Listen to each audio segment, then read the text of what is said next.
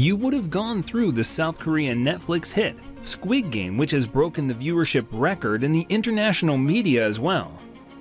Do you know that Squid Game has captured the dark story of young adults in South Korea struggling hard for their economic prosperity?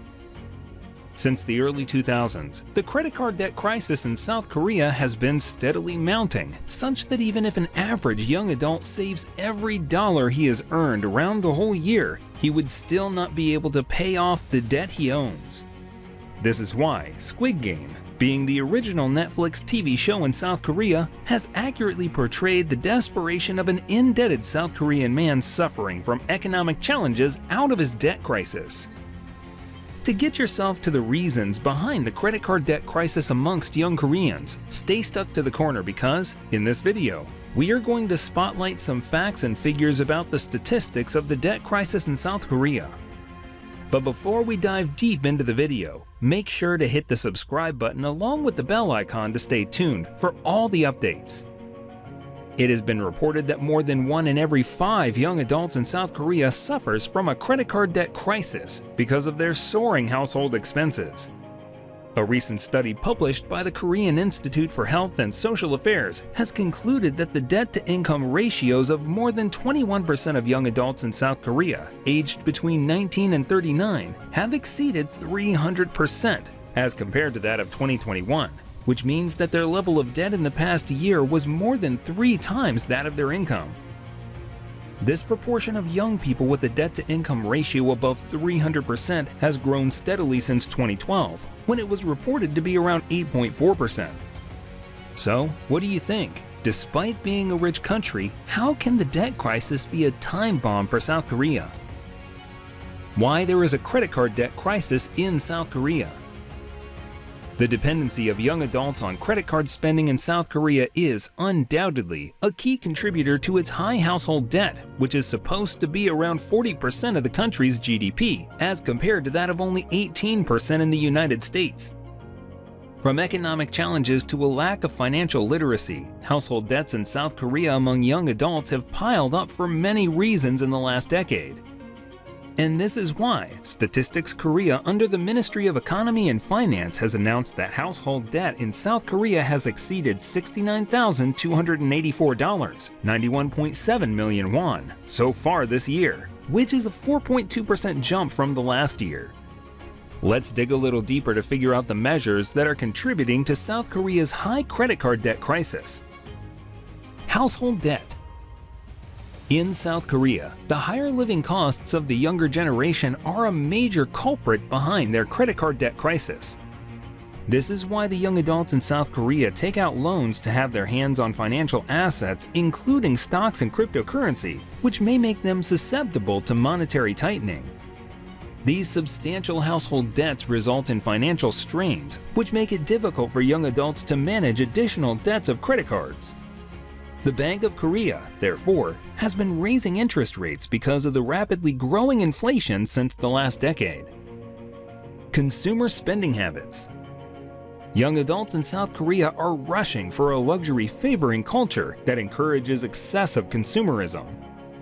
Consumerism is a socio-cultural phenomenon in South Korea that evokes young adults towards the purchase and consumption of materialistic goods and non-essential items as a means to achieve a luxurious way of living.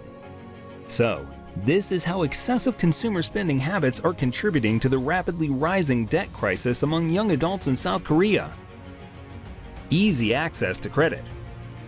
The financial organizations and institutions in South Korea have made it easy for young adults to have credential evaluation for their credit card, and it is, therefore, quite easy for young adults to obtain loans without a thorough assessment of their ability to repay debt on time.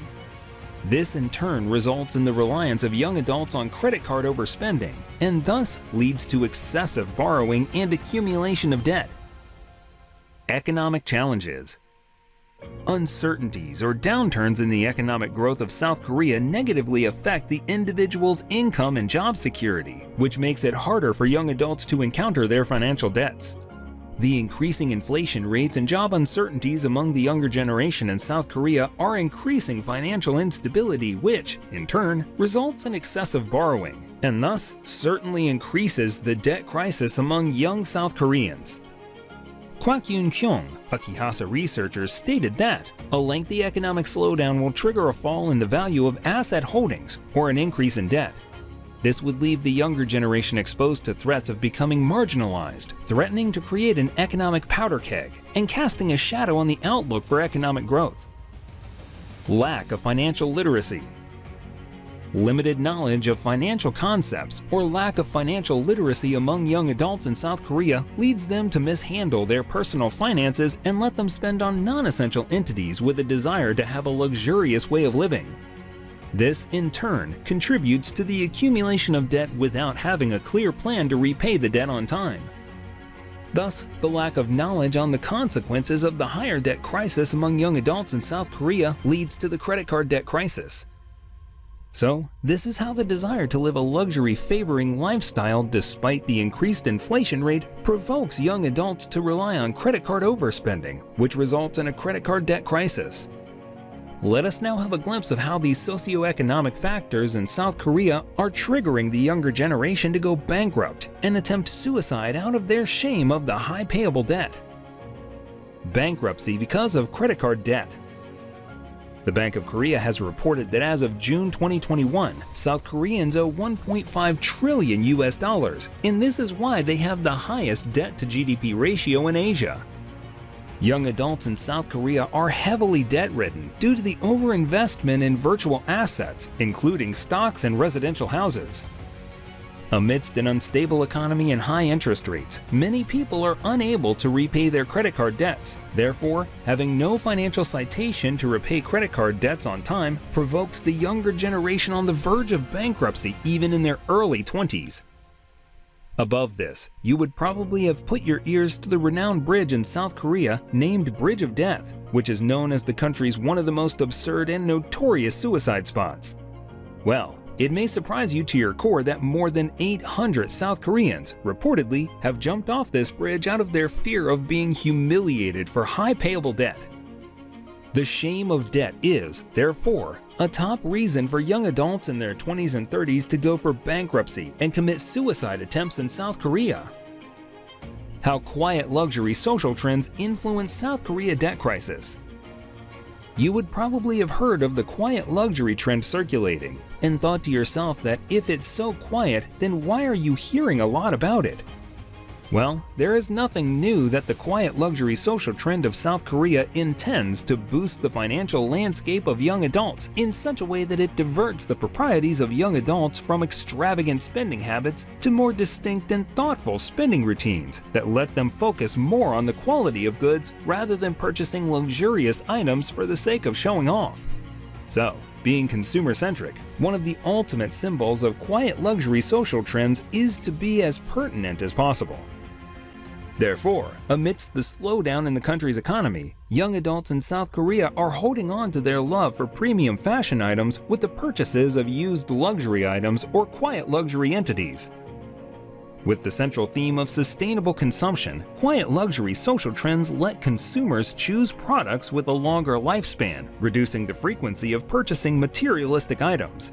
This, in turn, reduces the incidence of over-borrowing among young adults, which encourages more sustainable economic landscapes and thus wards off the stockpiling of credit card debts. Thus, the social trends towards more thoughtful consumption in South Korea are positively influencing the credit card debt crisis among young adults. That's all for today's video.